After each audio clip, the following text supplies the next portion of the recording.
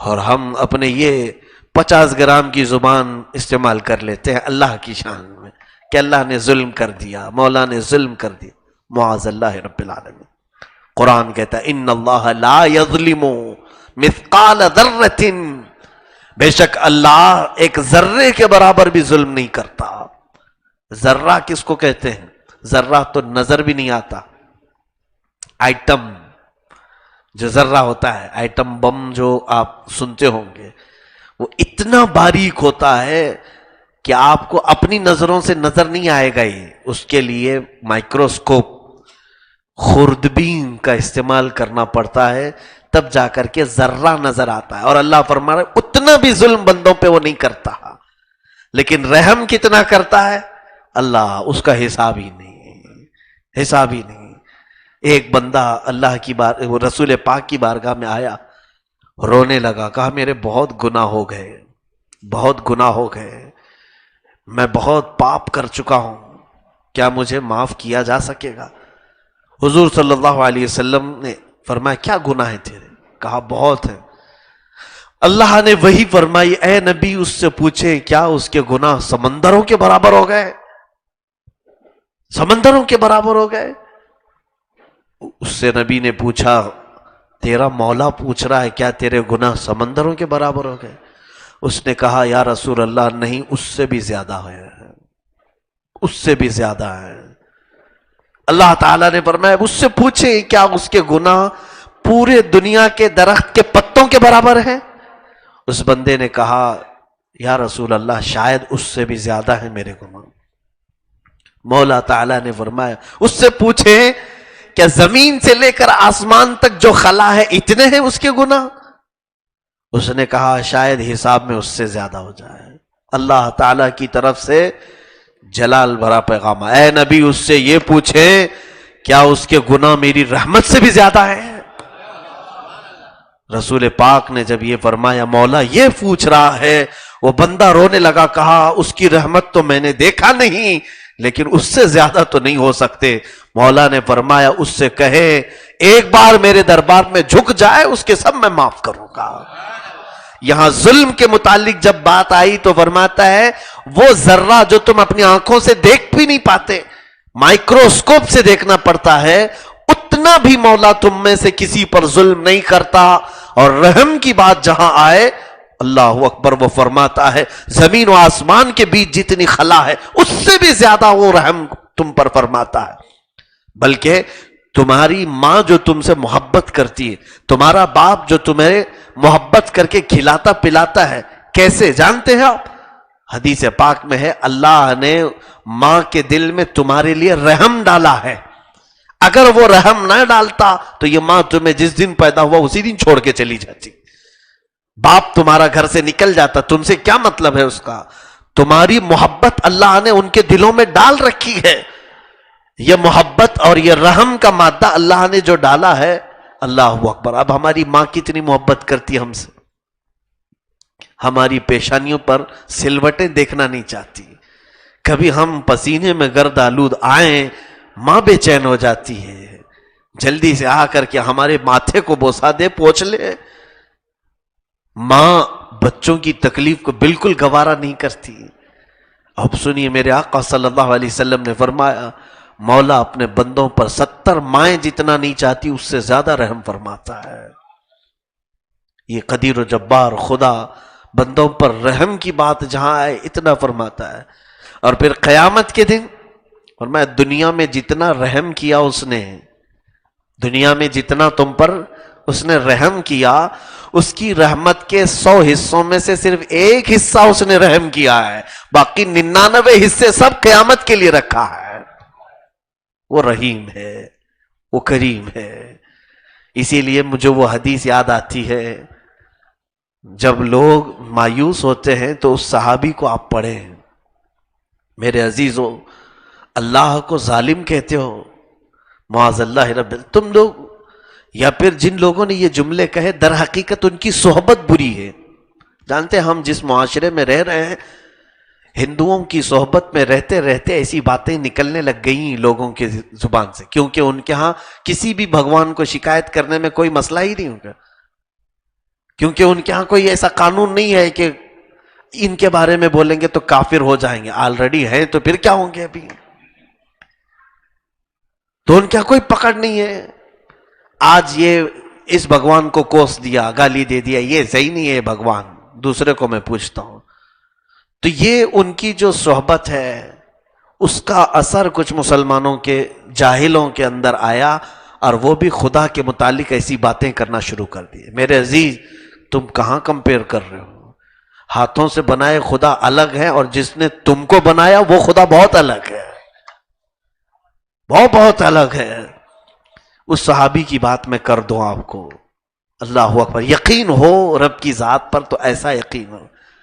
نبی کونین صلی اللہ علیہ وسلم کے پاس آئے، حضور اکرم صلی اللہ علیہ وسلم نصیحت فرما رہے تھے، تو انہوں نے کہا اے اللہ کے رسول صلی اللہ تعالی علیہ وسلم، ہم جو کچھ بھی دنیا میں کر رہے ہیں کیا اس کا حساب ہوگا؟ حضور نے کہا ہاں حساب ہوگا. تو وہ رونے لگ گئے کہ اگر حساب ہوگا تو پھر دنیا میں جینا کیسے؟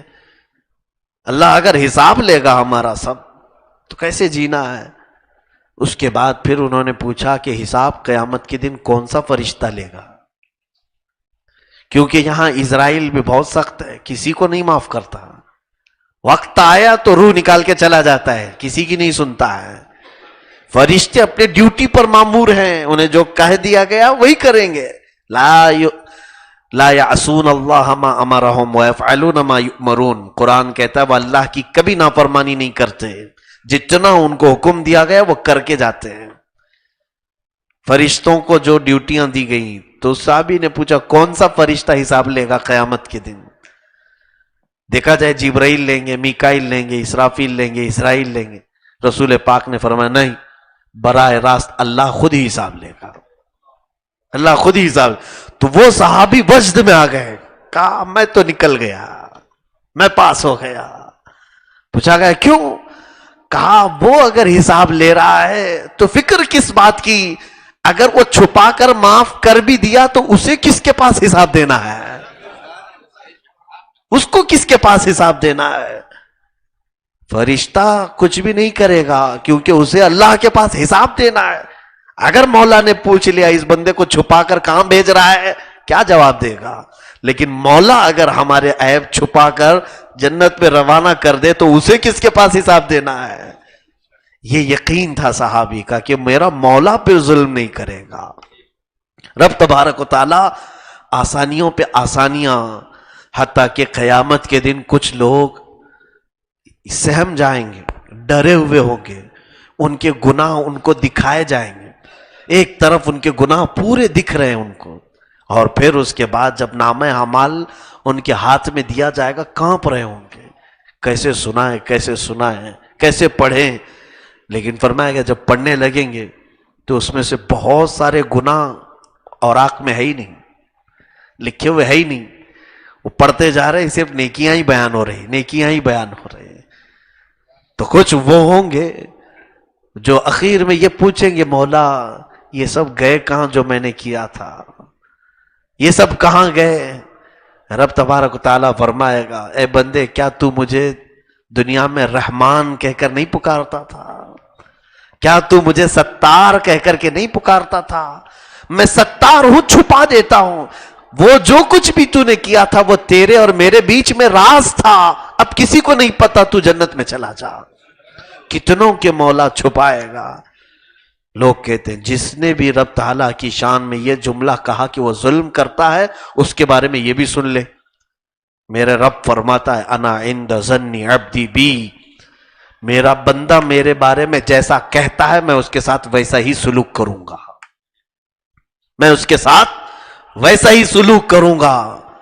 تم ظالم ظالم کہتے رہو، پھر دیکھو رب تعالیٰ تمہاری کیسی پکڑ کرے گا. تم تو اس کو سخت سمجھ کر کے دنیا میں لوگوں کو بہکا رہے تھے، لیکن اے پروردگار ہم نے کبھی تجھے ظلم سے نسبت نہیں دی. جب بھی ہم تجھے پکارتے ہیں تو ستار و غفار کہہ کر پکارتے ہیں. اللہ کے بارے میں ایسا ہی گمان رکھو تو تمہارے گمان کے مطابق وہ ستر پوشی بھی کرے گا اور بخشش بھی کرے گا کہ بندہ یہاں تک کہ حدیث پاک میں یہ بھی ملتا ہے، بنی اسرائیل کا ایک وہ بندہ جو شراب نوشی کرتا رہا، گناہ کرتا رہا، شادی کیا اور شادی کرنے کے بعد اپنی بیوی کے ساتھ زندگی گزارا، بیوی حاملہ ہو گئی تو خوشی میں ناچنے لگا، لیکن اپنی بیوی کے پیٹ پر انگلی رکھ کر کے کہا میں اپنے اس بیٹے کو اپنے جیسا نہیں بننے دوں گا۔ کہا کیا بناؤ گے؟ کہا میں اس کو تو حافظ بناؤں گا یا عالم بناؤں گا، اس زمانے کی جو بھی اللہ کی کتاب ہو۔ اتفاق ایسا کہ وہ اپنے بچے کے پیدا ہونے تک زندہ نہیں رہا، مر گیا۔ گناہ کرتا تھا، قبر میں جاتے ہی عذابات کا سلسلہ شروع ہو گیا، بہت سخت عذابات اس کی قبر میں تھے۔ چند مہینوں کے بعد بچے کی ولادت ہوئی، بچے کی پرورش ماں نے کی، جب بولنے کے قابل ہوا تو ماں نے سوچا کہ اس کے باپ کی تمنا تھی کہ اس کو دین کا علم سکھائیں، وہ کسی عالم ربانی کے پاس لے جا کر اس بچے کو بٹھاتی ہے، کہتی ہے اس کے باپ کی بڑی تمنا تھی اس کو اللہ کا کلام پڑھائیں۔ انہوں نے پڑھانا شروع کیا، بسم اللہ الرحمن الرحیم۔ عیسیٰ علیہ السلام کا غالباً یہ زمانہ ہے، حضرت عیسیٰ علیہ السلام کے زمانے میں وہ قبرستان کے پاس سے گزر رہے تھے تو دیکھا کہ اس آدمی کی قبر سے عذاب ختم ہو چکا ہے۔ رب تعالیٰ سے آپ نے پوچھا کہ یہ کئی مہینوں سے کئی سالوں سے عذاب میں مبتلا تھا، آج پوری قبر ٹھنڈی کیسی ہو گئی؟ رب نے فرمایا اس کا بچہ مجھے رحمان کہہ رہا ہے، اس کا بیٹا مجھے رحمان اور رحیم پکار رہا ہے۔ مجھے حیا آتی ہے کہ جس کا بیٹا مجھے رحمان اور رحیم کہے اس کے باپ کو میں قبر میں کیسے عذاب دوں؟ وہ اتنا رحمان ہے میرے عزیزوں، وہ اتنا رحیم ہے، بچے بھی اگر اسے پکارے تو باپ کو عذاب نہیں دیتا، اور پھر وہ کیسے ظالم ہے جو اللہ کو ظالم کہہ رہے ہیں؟ اللہ کے متعلق یہ جملہ کہہ جاتے ہیں کہ اللہ ظلم کرتا ہے۔ تم نے رحم دیکھا کہاں ہے مولا کا؟ تم نے کرم اس کا دیکھا کہاں ہے مولا کا؟ تم جب پیدا ہوئے تھے تمہیں بولنا بھی نہیں آتا تھا، لیکن اس مولا نے تمہارے رزق کا انتظام تمہارے ماں کے سینے میں کیا ہے۔ آج اگر تم سب کی طاقت ہے تو کسی ایک کنواری عورت کو لاؤ اور اس کے سینے میں دودھ بنا کر کے دکھاؤ، دودھ بنا کر کے دکھاؤ۔ تم جیسے ہی حمل میں ٹھہرے اسی کے خون سے اللہ نے تمہاری غذا بنانا شروع کیا۔ بچہ نہ ہو تو عورت کو دودھ بھی نہیں آتا، کیا نہیں پتا ہے آپ کو؟ کیا ہر عورت دودھ دیتی ہے؟ جس کے ہاں بچے کی ولادت ہو رہی ہے اسی کے ہاں دودھ کی پیداوش ہو رہی ہے۔ کون کرتا ہے یہ دودھ کا انتظام؟ نادان وہ بچہ جسے یہ تک خبر نہیں، جب عورت کا حمل 7ویں مہینے کو پہنچتا ہے اور 8ویں مہینے کو آتا ہے تو اس کا دودھ تیار ہونا شروع ہوتا ہے۔ تم ابھی آئے نہیں دنیا میں، 9 مہینے کے بعد تم یہاں پر آ رہے ہو، لیکن تم اگر اپنے کسی عزیز سے عزیز مہمان کے لیے اگر کھانا بناؤ گے بھی گھر میں، دوپہر میں مہمان آ رہا ہوگا صبح بناؤ گے، اس سے پہلے تو نہیں، وہ قدیر و جبار خدا ہے جو ہمارے آنے سے 2 مہینے پہلے ہمارے رزق کا انتظام کر رہا ہے کہ 9 مولود آ رہا ہے۔ کون فکر کرتا ہے ہماری اس دنیا میں؟ پھر بھی لوگ اگر اس کو ظلم کی طرف نسبت دیتے ہیں تو وہ خود ظالم ہے، وہ خود ظالم ہیں اور وہ اپنی آخرت تباہ کر رہے ہیں۔ اللہ رب العزت کے حضور عاجزی کا اختیار کرو، عاجزی اختیار کرو۔ حقیقت میں بڑے بڑے اولیاء کاملین نے فرمایا، کسی ایک بزرگ سے پوچھا گیا، ایک بہت بڑے ولی ہیں، ان سے پوچھا گیا کہ حضور سنا ہے آپ کی بہت ساری کرامتیں ہیں، کوئی کرامت تو آپ دکھائیں۔ کیا کہتے ہیں جانتے ہو؟ میاں سب سے بڑی کرامت تو یہ ہے کہ اللہ کی اس زمین پر ہم گناہ کرنے کے بعد بھی زندہ ہیں، یہی تو کرامت ہے۔ اگر حساب لینے پر وہ آ جائے تو کب کے ہم کو زمین نگل جانا چاہیے تھا۔ ہم اب تک یہ جو چل پھر رہے ہیں اسی کی کائنات پر، یہی تو کرامت ہے، یہ انعام خداوندی ہے اللہ کی طرف سے۔ عزیزان گرامی، اس آیت کے تحت اگر میں گفتگو کروں بہت طویل ہو جائے، لیکن میں اتنا ضرور کہوں گا، جو روٹھے ہوئے بندے ہیں، جو مایوس ہیں، میں انہیں واپس بلانا چاہتا ہوں، آ جاؤ، آج بھی مولا تم سے صلح کے لیے بلا رہا ہے۔ رب تبارک و تعالیٰ اپنے بندوں کے انتظار میں ہے۔ اپنے بندوں کے انتظار میں ہے کہ تم چلے آؤ واپس، حتیٰ کہ میرے آقا صلی اللہ